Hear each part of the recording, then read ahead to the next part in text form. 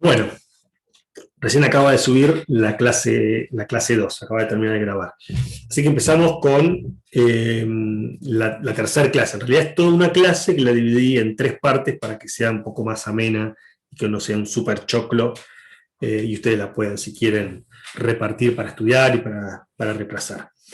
En esta última parte lo que vamos a ver es otro de los grandes conceptos de la ecología, y sobre todo la ecología más actual, es el concepto de nicho ecológico, que es un concepto bastante peculiar. En general cuesta eh, entenderlo, cuesta dimensionarlo, porque realmente necesitamos, para entenderlo, relajar las neuronas y relajar los axones y la mielina que conectan esas neuronas.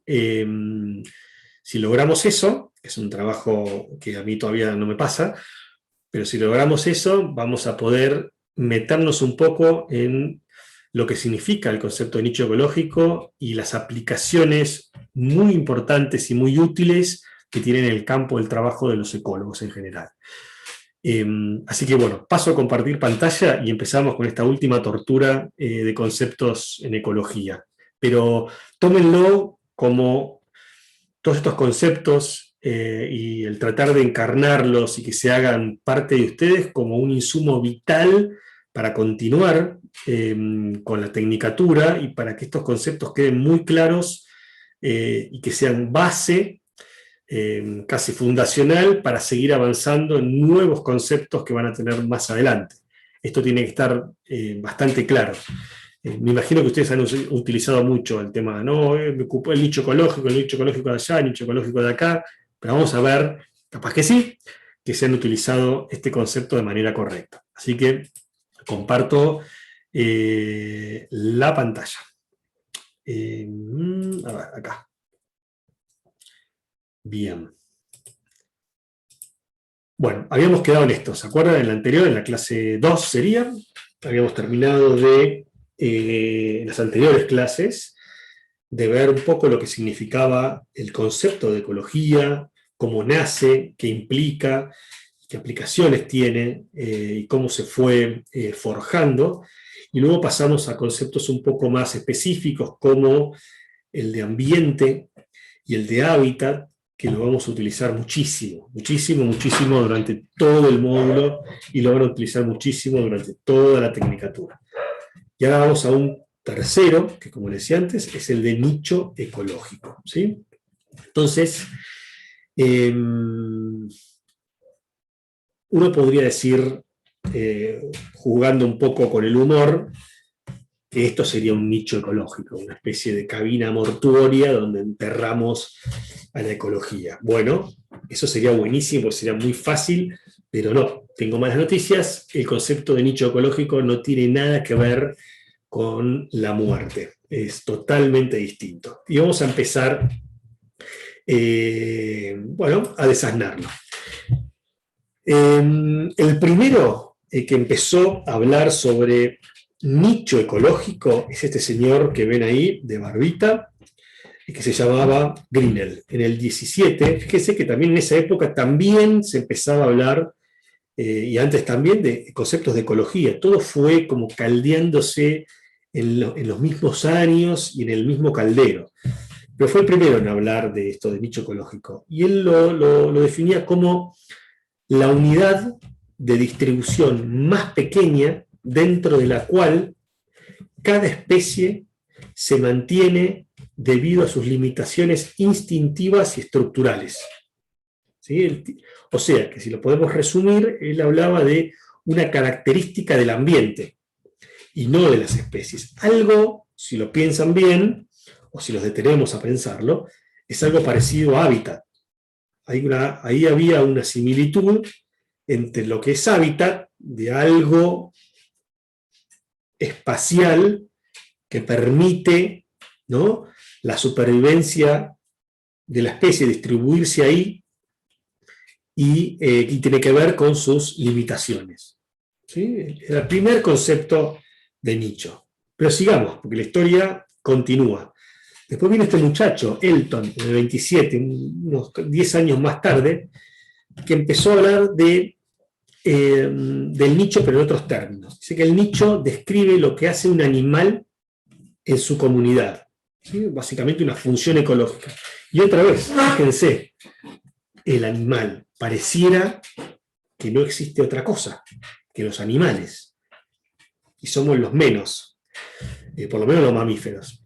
Su visión del nicho se orienta hacia cómo un organismo afecta al medio, ¿sí? Por eso es las funciones, consumiendo recursos, sirviendo como recursos para otros niveles tróficos, etc. Mi función, ¿cuál es mi papel, mi rol en el ambiente? Soy productor, soy consumidor, soy depredador, soy detritívoro. ¿Qué soy? Básicamente, para el señor Elton, el nicho era eso. Fíjese el momento, 1927, digamos, muchos conceptos en ecología y lo que sabemos ahora no estaban en esos tiempos, ¿no? Así que estos pensamientos eran bastante elaborados. Y terminamos con el señor Hutchinson, que entre el 44 y el 58 termina de darle forma a este concepto de nicho ecológico. Y él dice que es la suma de todas las variables ambientales que actúan sobre un organismo. El nicho es definido entonces como un, atenti, hipervolumen de la región del espacio n-dimensional de todos los factores que actúan sobre una especie. Apa la papa. O sea, ¿sí? El hipervolumen, imagínense tienen que imaginarse un espacio n-dimensional, no solamente 3D, n-dimensional, lo cual ya es muy complicado, con todas las variables ambientales que de alguna manera están interaccionando con, en este caso, un organismo, ¿sí? Básicamente, si desmenuzamos esta definición, tenemos que el nicho ecológico nos viene a contar cómo un organismo enfrenta los factores bióticos y abióticos, cómo el medio afecta al organismo, se asocia a la función dentro de una comunidad, ¿sí? Ya no es un organismo solo, sino es cómo ese organismo interacciona con el ambiente, con su medio, con su entorno, en un espacio de hipervolumen, en un espacio que está constituido por muchas dimensiones. Esto es muy difícil de imaginar, esto es muy difícil de planteárselo, cómo estudiarlo, porque para un organismo o para una especie particular, las variables que lo afectan y hacen que esté o no esté en un lugar y la forma en que esté en ese lugar son muchísimas, y muchísimas inclusive las desconocemos. Por eso, esto es un concepto bastante generalista, ¿sí? de ese nicho o de la forma en que tiene ese organismo de relacionarse con el medio. Es una posición de un individuo o una población en el espacio, en el tiempo y sus relaciones funcionales con la comunidad que ocupa ese hábitat. Fíjense todo lo que incluye eso, relaciones funcionales. Y la posición de un individuo o de una población tiene que ver con las funciones biológicas y ecológicas de esos ítems, como individuo o población, dentro de la comunidad. El nicho describe cómo y no solo dónde vive un organismo. Es más que hábitat, nicho. El hábitat es parte de esas n dimensiones donde el animal sobrevive o se reproduce o vive o interactúa, sino que tiene que ver cómo lo hace también. No solamente que esté, sino cómo está. Eso es muy importante. Vamos a ver ejemplos. Imagino que por ahí algunos ya se están agarrando la cabeza, pero vamos a ver ejemplos de esto. Imagínense, yo puedo definir mi nicho. Acuerdan que nicho era un espacio de un hipervolumen de n dimensiones. La letra n significa infinitas, n, muchas, no sabemos cuántas, ¿sí? Yo puedo definir el nicho de un animal, de una planta, de una bacteria, lo que sea, de acuerdo a una sola variable. Por ejemplo, la que vemos ahí, temperatura. en el gráfico de la A. Una variable. Yo defino temperatura. Para describir este organismo o esta población, me interesa estudiar solamente la temperatura. Entonces, mi nicho está acotado, las n variables que yo podría tomar, bueno, no, yo tomo una sola, una variable, que es mi temperatura. Y a partir de ahí, nada, desarrollo, pienso, pergeño hipótesis, pergeño objetivos y estudios y formas de acercarme al conocimiento de ese individuo, de esa especie, a partir de cómo ese individuo se está manejando e interactúa con la temperatura, y nada más. Yo podría dar un paso más adelante, si me interesara. Por ejemplo, voy a definir mi estudio, voy a definir lo que yo quiera saber de ese individuo, por ejemplo, de esa población, de acuerdo a dos variables. Entonces, ese espacio n-dimensional lo acoto a dos dimensiones. En este caso va a ser la temperatura y la humedad, ¿sí? Y voy a jugar dentro de ese plano de dos dimensiones. Cada dimensión es una de esas variables, o la temperatura o la humedad. Y así puedo seguir sumando. Por ejemplo, en el gráfico C, además de la temperatura y de la humedad, yo le sumo, por ejemplo, tamaño del alimento, ¿sí? Pero le podría agregar un montón de cosas. Le podría agregar, por ejemplo, pH. Le podría agregar, no sé, salinidad. Un montón de variables. Y así puedo seguir. Puedo meter 3, 4, 5, 6, 7. Después, por supuesto, te encargo dibujarlo o te encargo hacer una representación mental de lo que puede significar un espacio de 10 variables. Por supuesto que se puede modelar, hay modelos, pero eso excede a este módulo, pero se puede hacer, pero es difícil modelarlo. Pero yo puedo hacer cosas y estudiar a un individuo, una población, relacionado con más de 2, 3, 4, 5 variables. Por supuesto que cada cosa se me va a hacer más complicado y matemáticamente va a ser hiper complicado.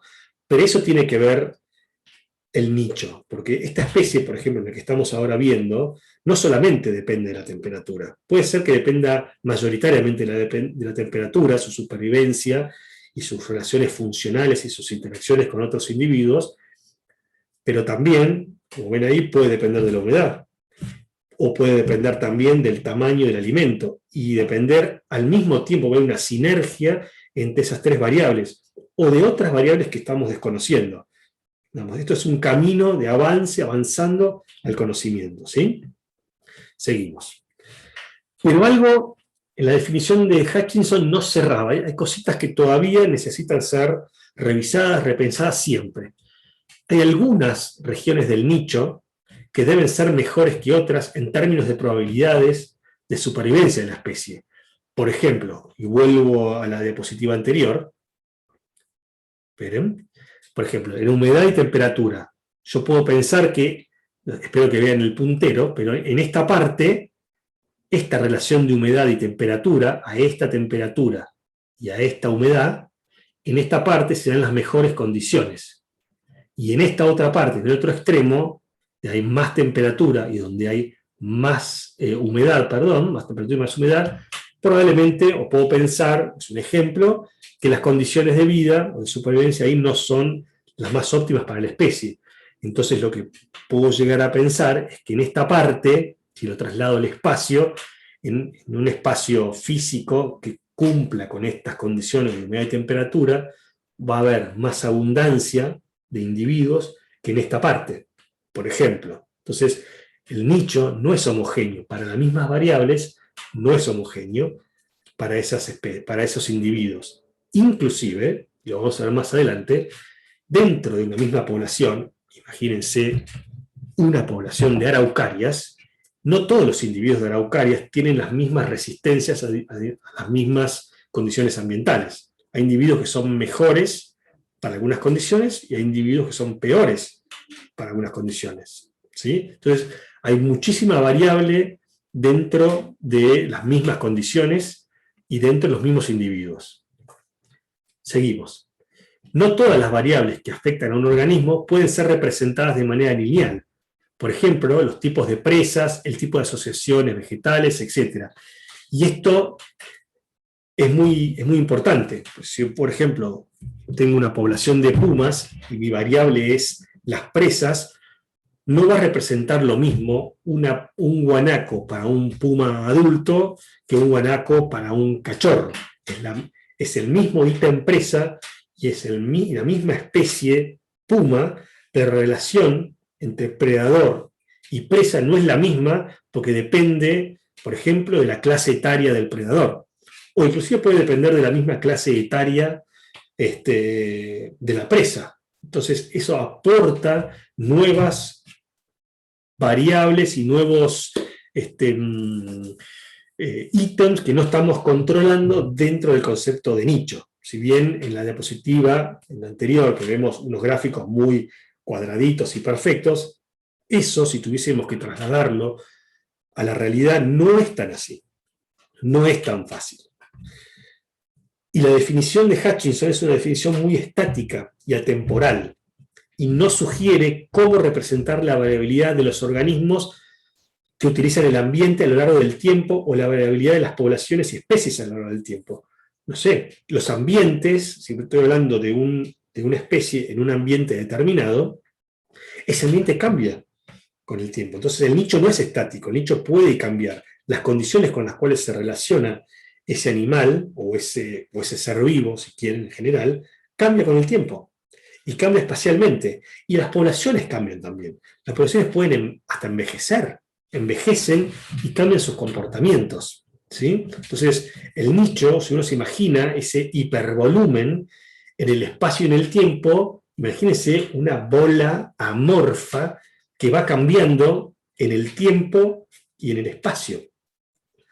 ¿Sí? No es algo estático, cuadradito, o cúbico, cilíndrico, como lo muestra Hutchinson.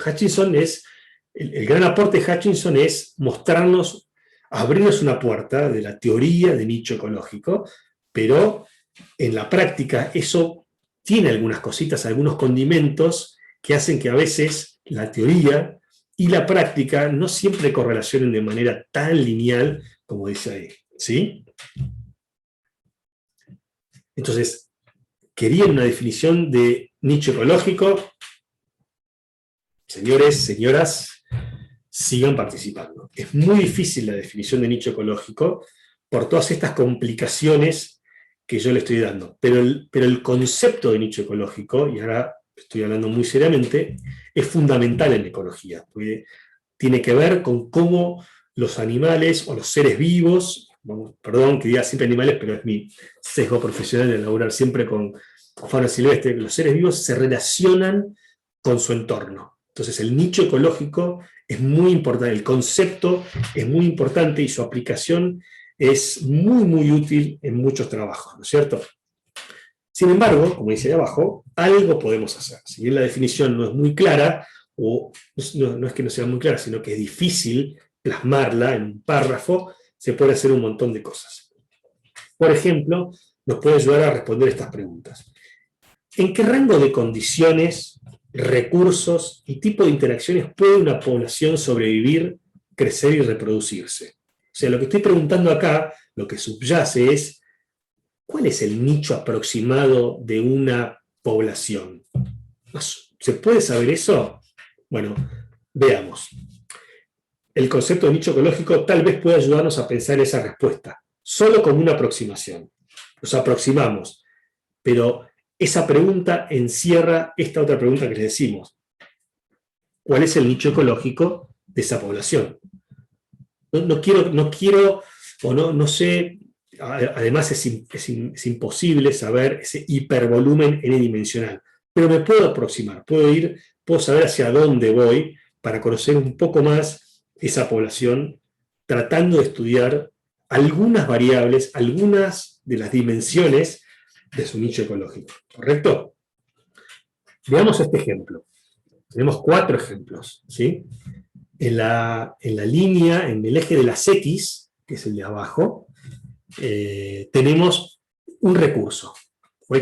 Imagínense cualquier recurso, puede ser alimento, puede ser espacio, puede ser pareja, que va de más a menos o de menos a más, de acuerdo a lo que ustedes quieran. Pero en ese X hay un gradiente de recurso.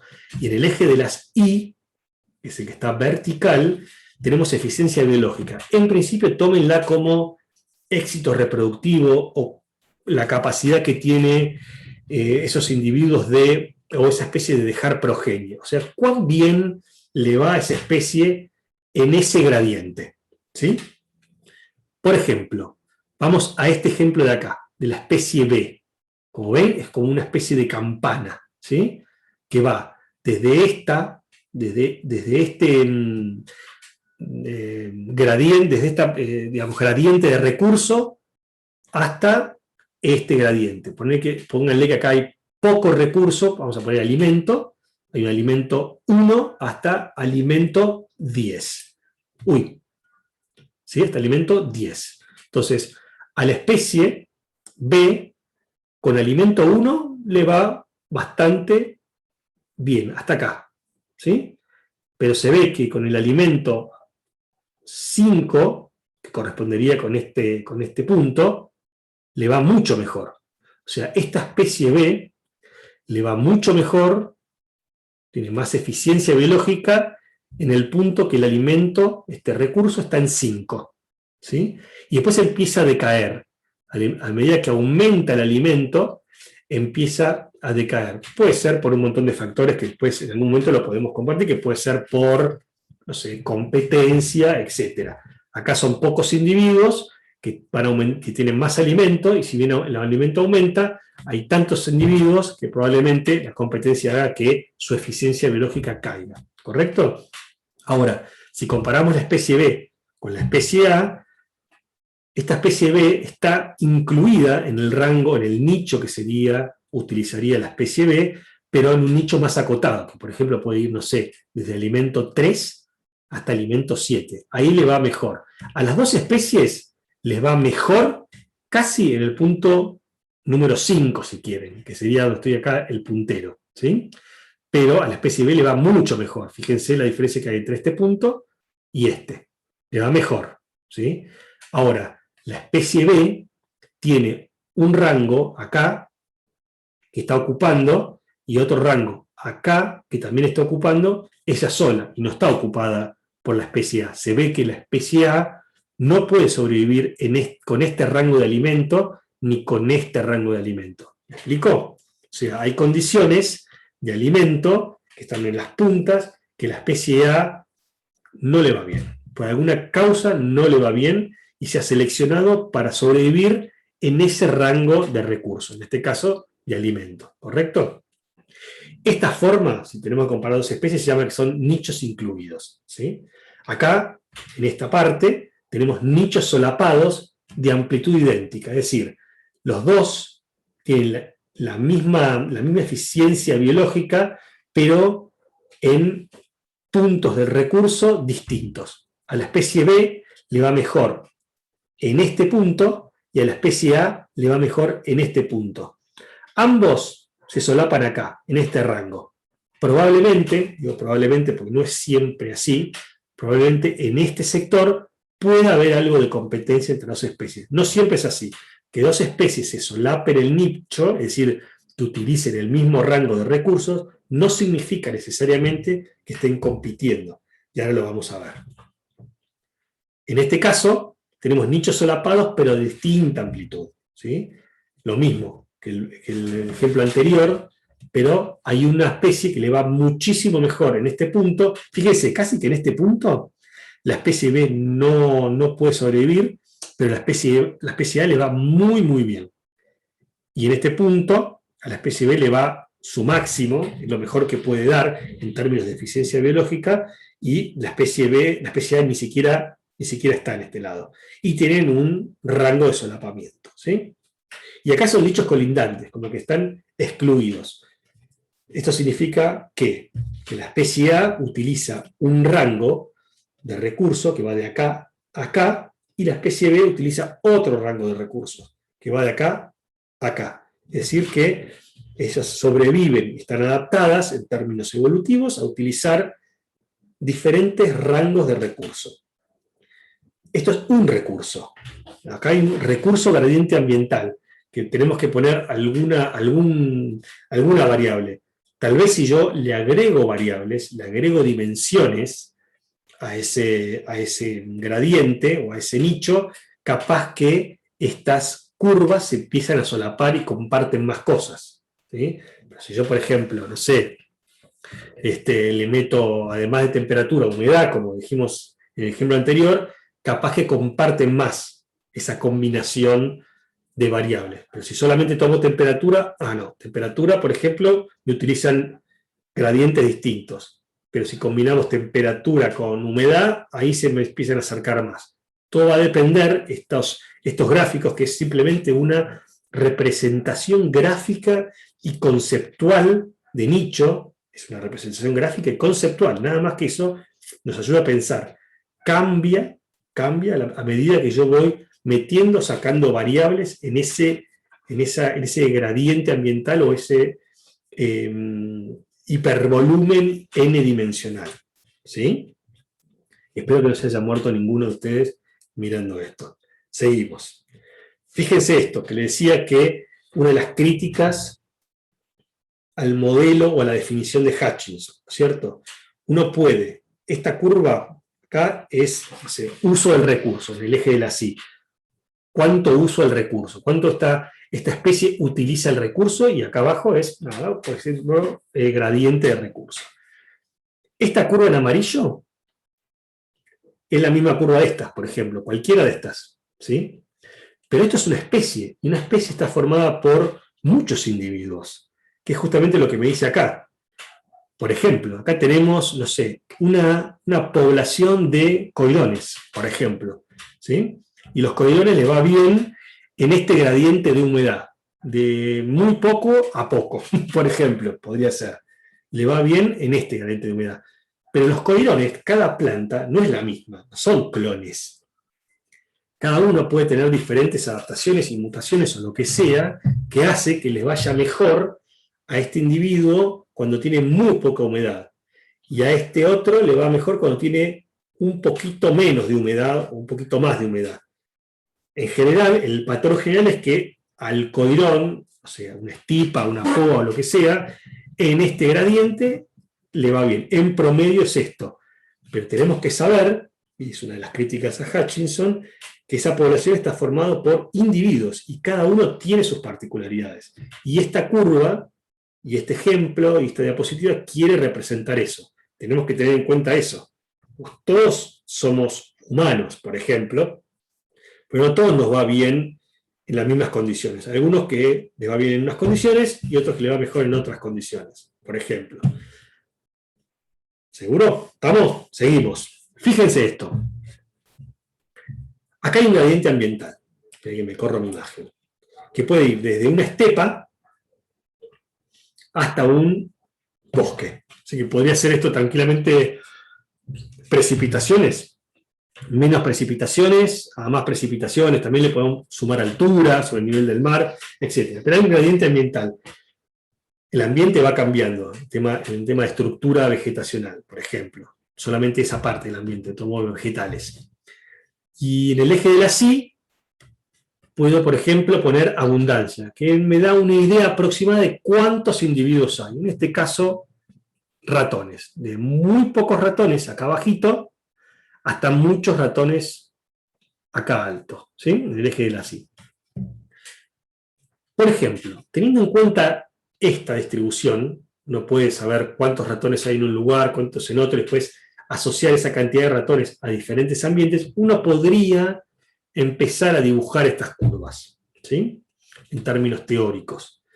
Y uno podría empezar a decir cuáles son especies generalistas o especies especialistas. Generalistas, por ejemplo, en términos de este gradiente, una especie generalista es una especie que puede utilizar muchos tipos de ambientes. Puede estar presente, por ejemplo, en una mayor variedad de ambientes.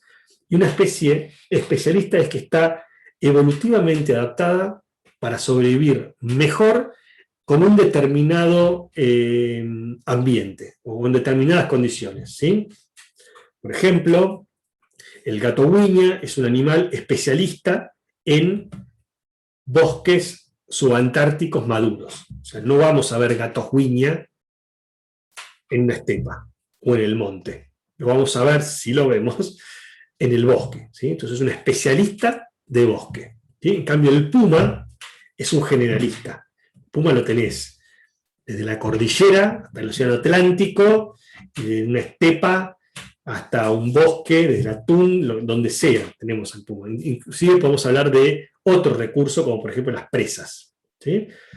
Un gato huilla es mucho más especialista en presas, puede comer un ratón, una lagartija, pájaros. En cambio el puma, perdón, come lo mismo que el huilla, pero también te come un guanaco, un ciervo, un chivo, lo que sea, un jabalí, una liebre, conejo, lo que sea, ¿sí? No puedes decir si es generalista o especialista de acuerdo a la amplitud de ese nicho. Entonces, de todos estos, y ahí, acá es donde me mata la virtualidad, estaría bueno que estén ustedes, decir, ¿cuál de todas estas especies es más generalista? Bueno, la respuesta es que la especie más generalista es la especie D, de dedo, esta, porque ven que sobrevive, por supuesto que hay lugares que sobreviven más que en otros, pero le va relativamente bien en todo el rango de distribución. ¿Y cuál sería una especie muy especialista? Y probablemente la G, o la E, o la I, son especies más acotadas, su rango de nicho es mucho más chico. Por ejemplo, la especie G sobrevive en este rango solamente de gradiente, y la especie E en este, mientras que la D puede estar desde la estepa hasta el bosque. Por ejemplo, una especie D podría ser un puma, por ejemplo, tranquilamente, ¿sí? Y la especie I podría ser algún por ejemplo, maitén, ¿sí? Que es una especie que puede estar en los bosques, pero también puede andar en la zona ecotonal entre bosque y estepa. ¿Me explico?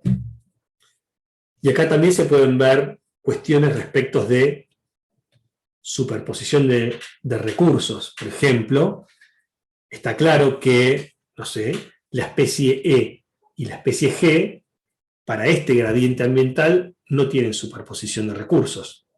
Sin embargo, la especie E tiene un grado de superposición de recursos con la especie F, por ejemplo acá, o la especie F con la especie G en este sector, y la especie D se superpone con la I, con la C, con la H, con la G, con la F, porque es la más generalista. ¿Sí? Y así ustedes podrían hacer una serie de combinaciones y ver y estimar tal vez competencia, porque hay superposición de nichos tróficos, tal vez. Pero podrían empezar a ver, si tuviesen que, no sé, manejar alguna de estas especies, alguna de esas, no sé, por ejemplo, la especie E está en peligro de extinción y la F no, bueno, habría que ver en esta zona de coincidencia de nichos si hay competencia o no, y si esta competencia de haberla esté afectando a la especie E. Entonces, en términos teóricos, entender el concepto de nicho es muy importante si yo voy a manejar una especie, por ejemplo. Acá hay otra pregunta que dice, ¿qué especie es más abundante según el ambiente? ¿Sí? Por ejemplo, la especie D, si bien está en todos los ambientes, no es la más abundante. Por ejemplo, la B es mucho más abundante.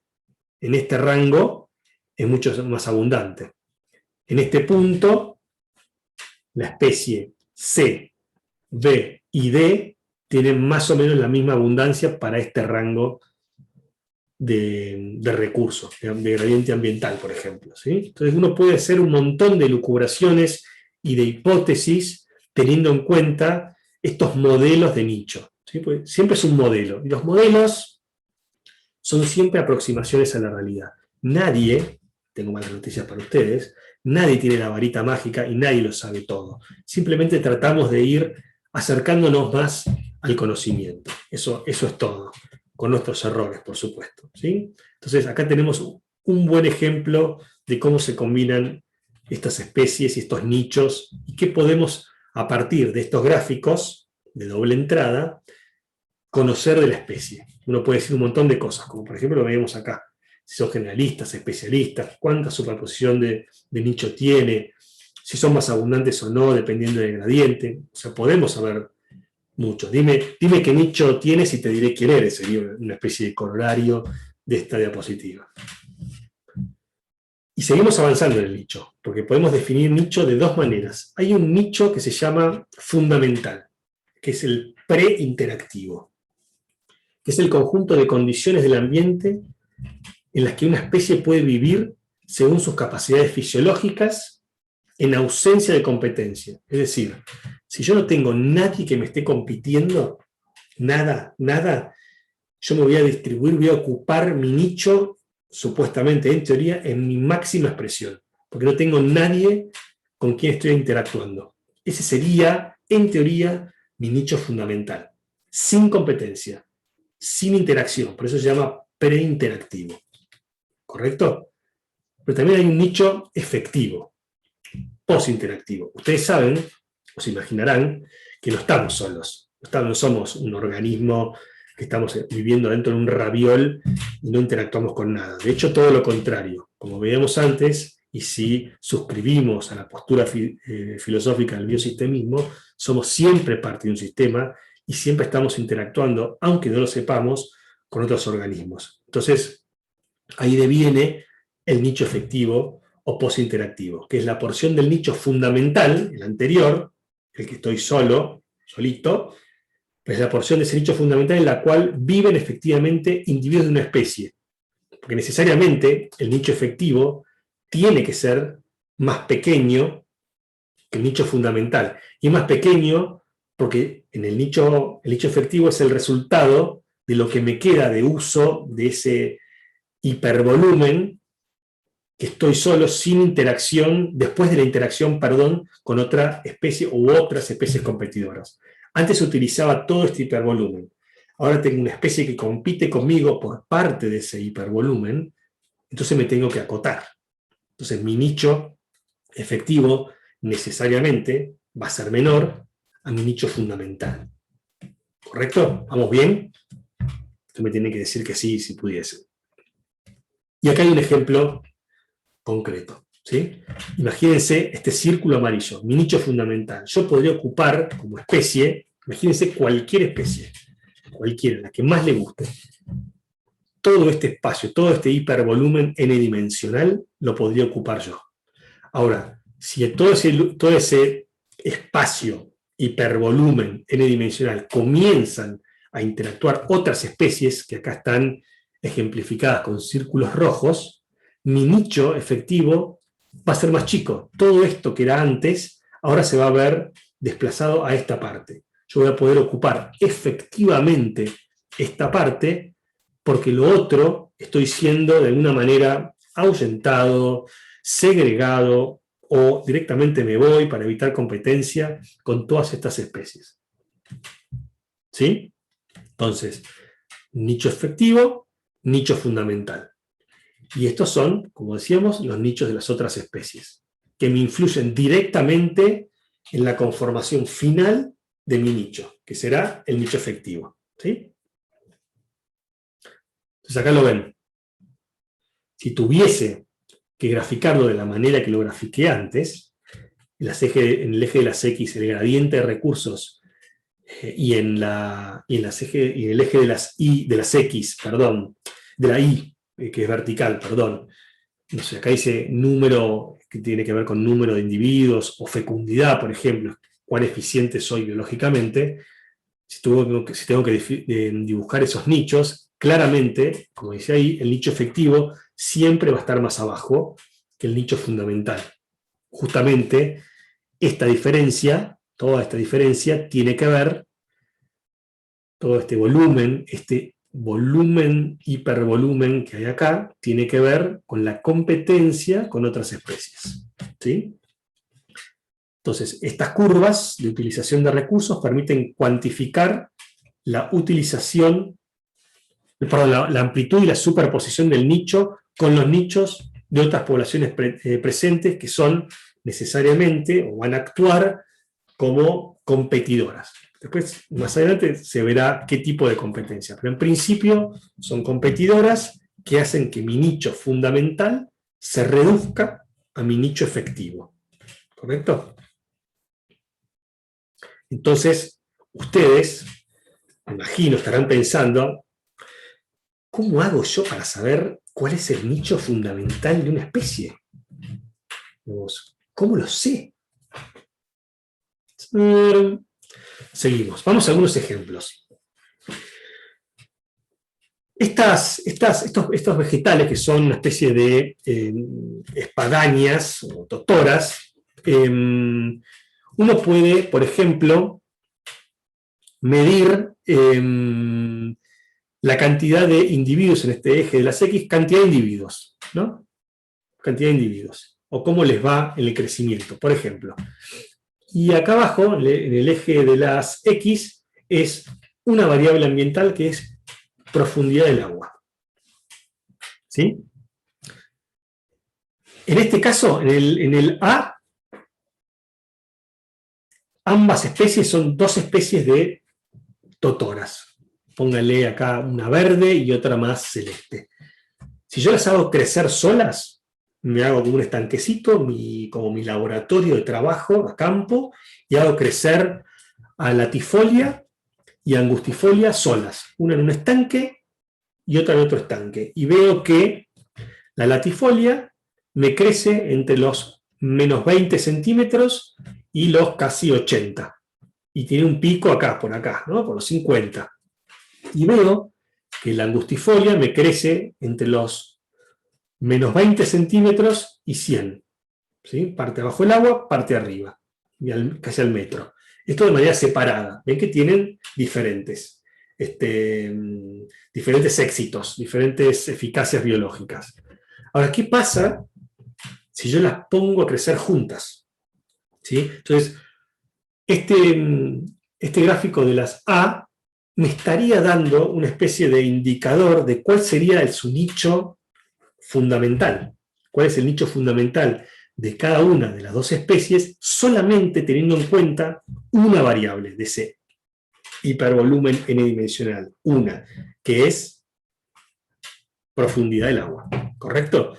Ahora las hago crecer juntas. Hago un tercer experimento y las junto a crecer. A ver qué pasa. Y mido lo mismo.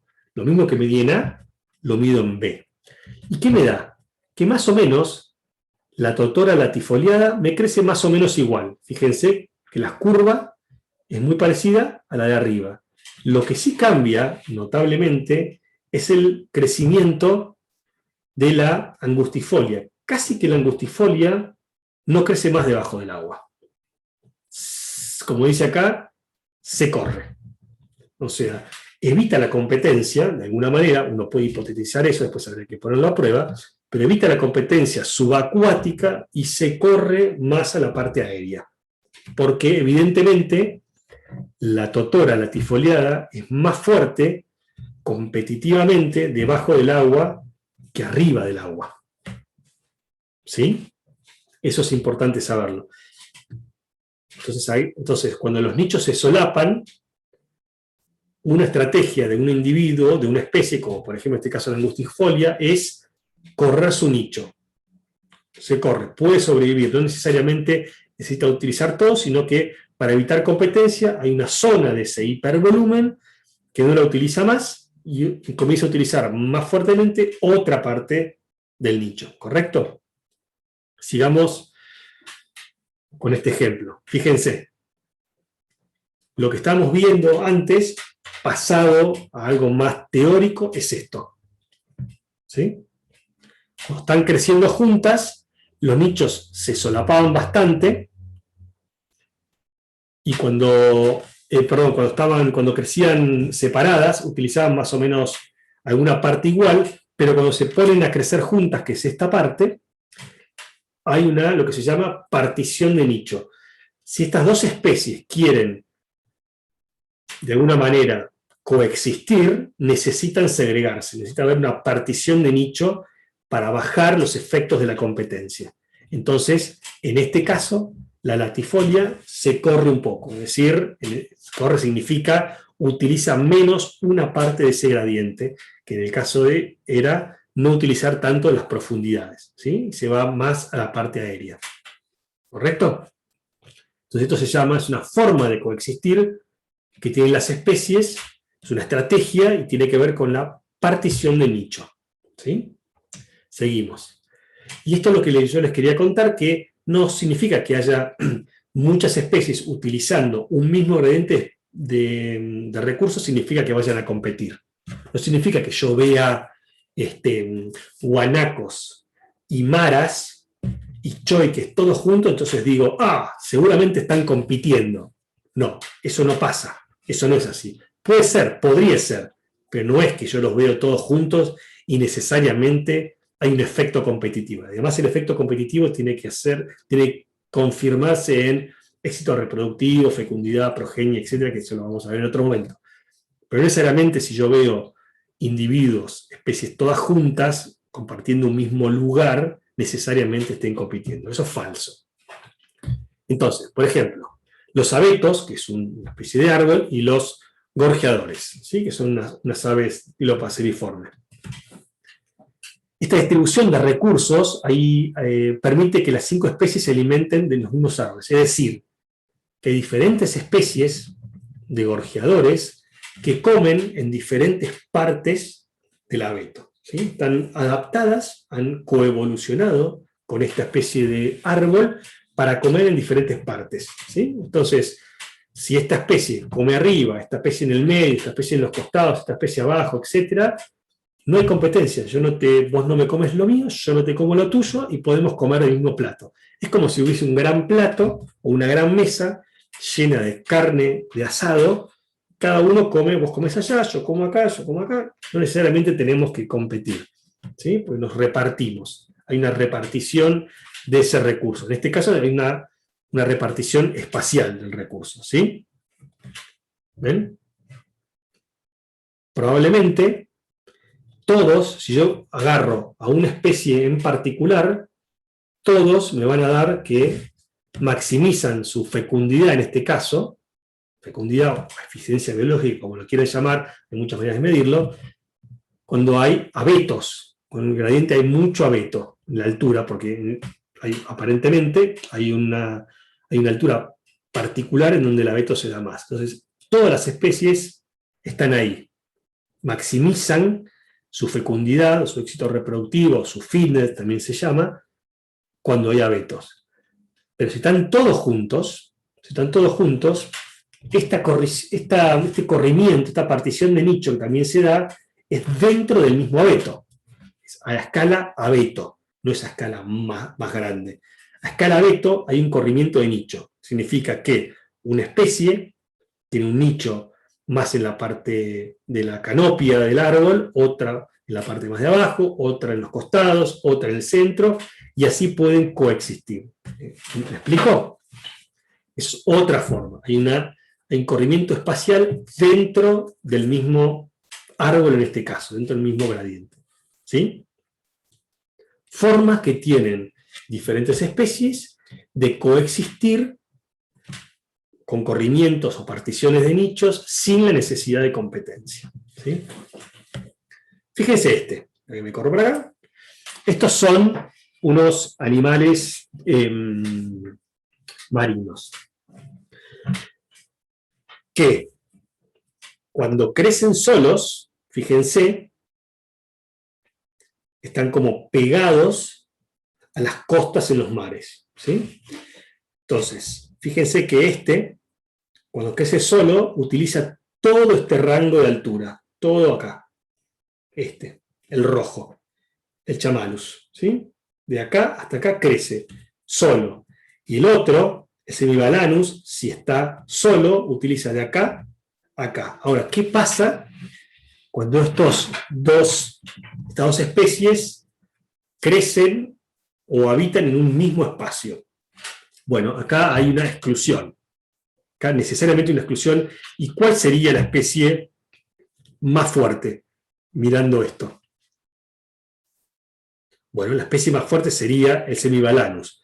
Fíjense que cuando crecen solos, que sería una especie de aproximación a su nicho fundamental, cuando crecen juntos, este Semibalanus mantiene su rango de distribución, fíjense las flechas, lo mismo, mientras que el otro, el Chamalus, se achica. Ahora utiliza solamente esta parte.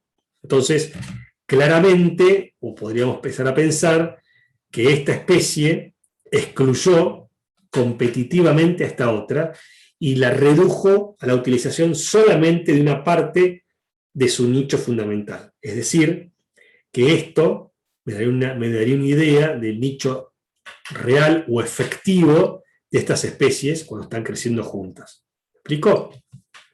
Y otra vez lo podemos graficar de esta forma.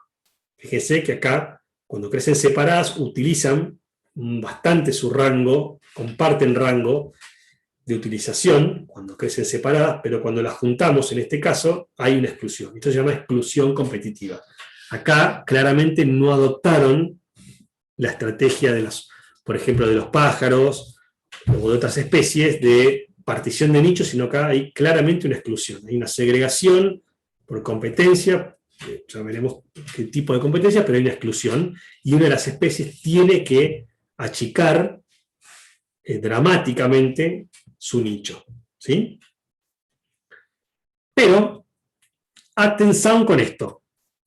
Esto es un trabajo, simplemente para que lo tengan en cuenta, de Milesi y López de Casenave, son dos biólogos de la Universidad de Buenos Aires, de un trabajo del 2005 que hablan de, el trabajo se llamaba es muy bueno, del nicho al hecho hay mucho trecho.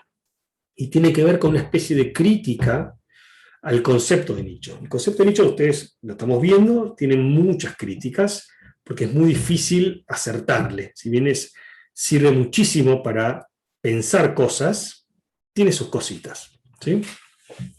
Imagínense esta especie, estoy acá. ¿Sí? Es un nicho bidimensional. Solamente estoy tomando dos variables, que es la temperatura y la altura. Una especie cualquiera, la que se les ocurra. Y su rango de distribución es este. Yo veo que está presente en estos rangos de temperatura, que son estas cotas, y en estos rangos de altura, que son acá y acá. Y acá están los puntos negros, que es justamente esa especie. ¿Sí? Ahora, ¿qué pasa si yo estoy viendo, en realidad, esto sería el lugar donde ellos podrían estar? Sin embargo, cuando yo voy al campo, veo que están solamente acá. Entonces, acá hay un desplazamiento porque esta especie, la especie de puntitos blancos, estaría excluyendo competitivamente a la especie negra. Entonces, la especie negra se recluye en su nicho, sería acá el nicho efectivo, a solamente esta zona. ¿Sí? Lo que tenemos que pensar es, ¿qué pasa si yo voy al campo y lo que veo, hago los estudios, ver dónde están estos animales, o estas plantas o lo que sea, y veo que están distribuidas acá? ¿Yo qué diría? Tengo el nicho fundamental de la especie esta negra.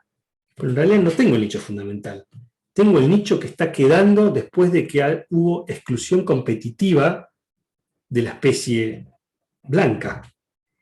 Entonces, ¿cómo sé de punto de partida cuál es el nicho fundamental? Si ya no es que hubo alguna acción de otra especie competidora y estoy partiendo de un punto cero equivocado.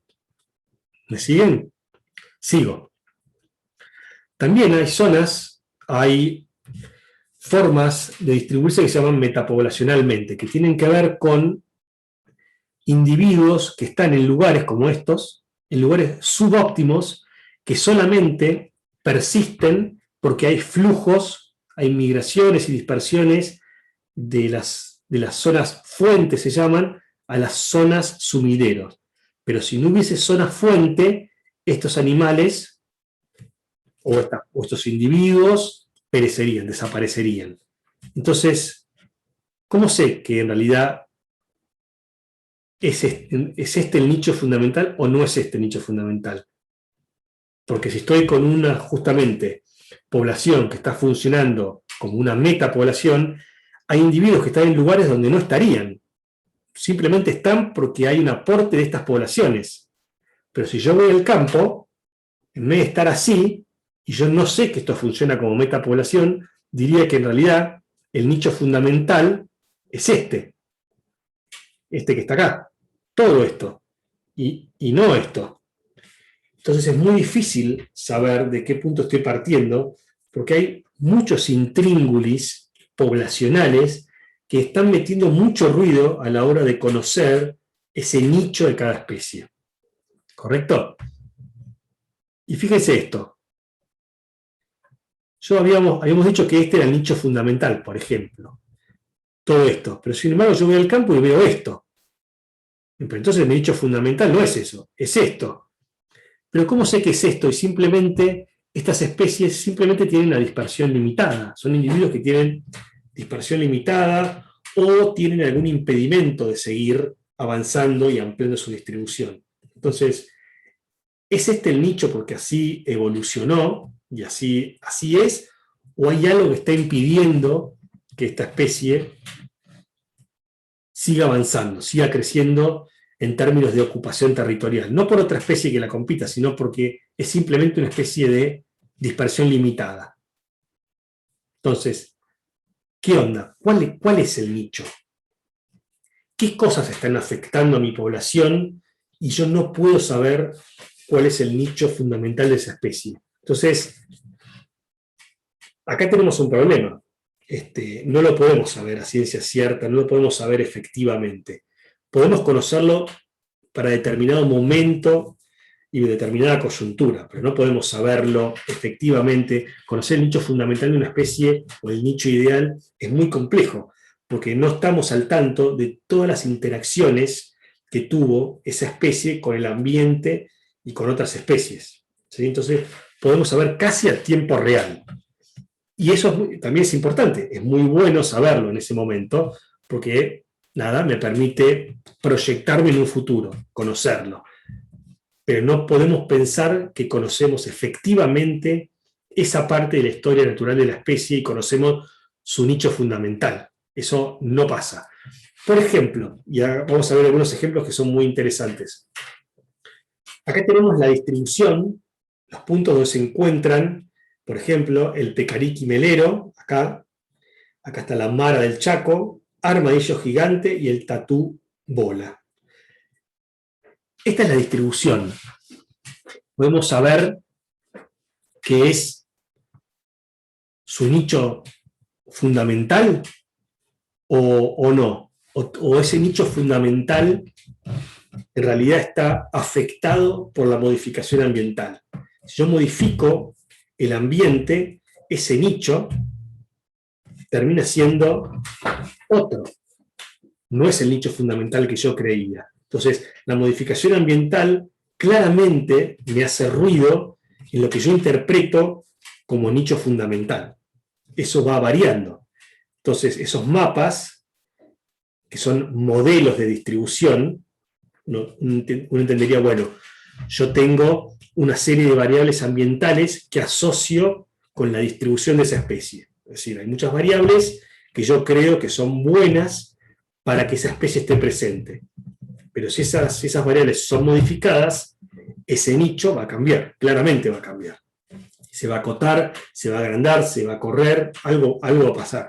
Eso es muy importante, sobre todo en estos tiempos que corren, donde la modificación ambiental es muy, muy fuerte y va cambiando rápidamente. El tema de los nichos también cambia rápidamente con la modificación ambiental.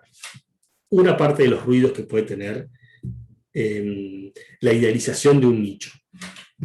Las invasiones biológicas. Esto es fundamental, junto con el cambio climático. Por ejemplo, vamos a un ejemplo concreto en la provincia de Neuquén. Si yo hubiese sido, ustedes, un europeo, en el 1850, y se hubiesen dedicado a tratar de estimar el nicho fundamental del ciervo rojo, ¿qué hubiesen dicho? Que el nicho fundamental claramente está en Europa, en su lugar natal. Hubiesen dicho, bueno, está por acá, por allá, ocupa estas variantes ambientales, pero resulta que a principios del siglo XX, el ciervo rojo fue introducido, por ejemplo, en Patagonia, y le va muy bien. Lamentablemente le va muy bien acá. Entonces, ¿cuál es el nicho del ciervo rojo? ¿Era la parte europea? Y le tengo que sumar acá en la distribución que tiene en Patagonia, ¿o no? Entonces, claramente lo que teníamos pensado hace un tiempo atrás, en 1850, sobre el nicho del ciervo, el tema del tráfico de fauna, el tema de la introducción de especies exóticas, cambia completamente la idea que teníamos de nicho. Se va modificando completamente. Y el cambio climático también lo hace. Entonces, por el cambio climático modifica condiciones ambientales, y eso modifica la distribución de las especies. Y acá lo tenemos con el cardo, por ejemplo.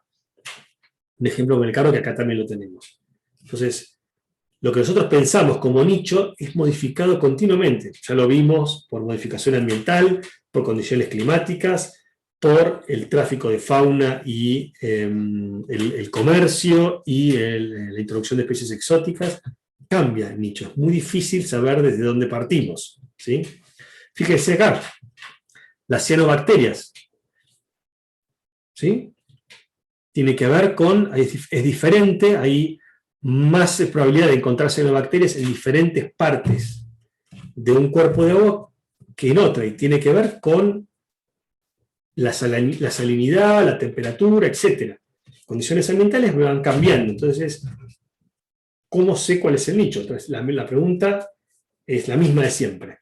Ese nicho es siempre afectado por alguna variable. Entonces es difícil saber de qué partimos. Por supuesto que si nosotros fijamos ese punto de partida, no importa saber de dónde venimos, en este caso. Pero si fijamos nuestro punto de partida, podemos entonces generar preguntas y estudios para contestarnos esas preguntas. Pero tenemos que saber de dónde partimos. Fíjense la distribución, esta es la distribución del colilargo. ¿No? Es un ratón, todos lo conocen, un reservorio de antivirus en Patagonia. ¿Sí? Fíjense cómo cambia el colilargo de acuerdo a las condiciones ambientales, va cambiando y cambia con el tiempo. Entonces, ¿cuál es el nicho? El nicho no es el mismo en un determinado momento del año que en otro. Tomamos todo el año, tomamos parte del año. ¿Qué tomamos? Y después, estos colores tienen que ver con la mayor probabilidad de encontrar esa especie o no. Entonces, como veíamos en unas diapositivas anteriores, dentro de ese nicho, dentro de ese hipervolumen, hay zonas que son mucho más óptimas que otras para la supervivencia de la especie. Y eso va cambiando en el tiempo y en el espacio. Pero con todas estas complicaciones que tiene el nicho, o el concepto de nicho, igual el concepto es muy usado y tiene muchísimas aplicaciones prácticas en ecología. De hecho, es uno de los conceptos más utilizados en ecología. Lo podemos utilizar para manejo. Recuerden los ejemplos que le di. Si yo quiero meter mano en manejo, conservación, control, lo que sea de especies, la idea de nicho me sirve muchísimo. Para conservación, para control, para epidemiología, cambio climático, digamos.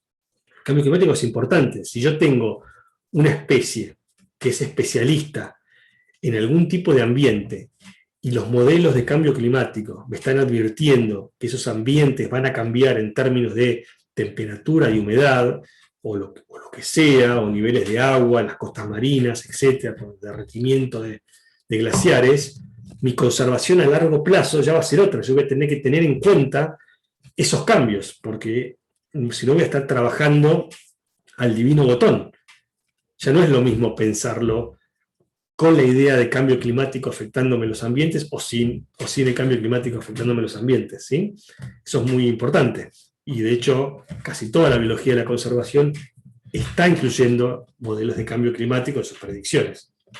Áreas potenciales de ocupación. Eso también es importante. Sabiendo los rangos de distribución, yo puedo estimar áreas potenciales de ocupación o qué lugares serían importantes conservar para un futuro desplazamiento o migraciones naturales de especies a esas zonas, si yo sé sus rangos de tolerancias, por ejemplo. Interacciones competitivas, yo lo puedo hacer, puedo mejorar eso de acuerdo a algunos experimentos o monitoreos que hagan en terreno, evaluando cómo van cambiando los nichos de acuerdo a más o menos competencia. Bueno, le acabo de decir de invasiones biológicas. Las invasiones biológicas es un claro casi derrumbe o puesta en jaque del concepto de nicho, ¿no? Hablamos antes aves migratorias, etc., ¿no? Eso, el nicho o el concepto así de hutchinsoniano, bueno, queda en jaque con estos nuevos paradigmas ecológicos, ¿no es cierto? Así que, bueno, el concepto de nicho es un concepto importante, es un concepto que tienen que tener claro, probablemente tengan un montón de dudas respecto de esto. Esto es una primera aproximación, repásenlo, escúchenlo más, pueden leer más bibliografía, voy a tratar de dejarles más cosas para que lean sobre nicho, pero es un concepto muy utilizado en ecología y está bueno que lo tengan porque es como muy abarcativo. El concepto de nicho incluye muchas cosas que tienen que ver con esta visión ecosistémica o biosistémica de la naturaleza, que a mi juicio es fundamental a la hora de pensar en términos ecológicos. Así que esto lo tienen que repasar y tenerlo medianamente claro. Así que bueno, con esto damos por terminado toda esta primera parte que tiene que ver con una presentación al módulo, con una idea de cómo surge el concepto y lo que significa la ecología como disciplina, como ciencia, y empezamos a ver algunas pastillitas conceptuales como ambiente, hábitat y nicho ecológico. Pero como ustedes han visto, también mencionamos cositas como poblaciones, como comunidades, como organismos, y eso tiene que ver con la manera en que tenemos de organizar los actores de la naturaleza, que tiene que ver con esta organización de la materia, que lo vamos a ver en otras clases que también es importante. Obviamente no es lo mismo hablar de individuo, hablar de población, hablar de comunidad, ecosistema, bioma o lo que sea, que eso lo vamos a seguir viendo más adelante. Así que creo que con esto tienen para divertirse un rato, así que quedo atento a sus consultas o lo que sea. En breve también voy a estar subiendo un práctico que me gustaría que hagan, que van a tener que entregar respecto de estos temas que estuvimos viendo. Así que salute y a seguir.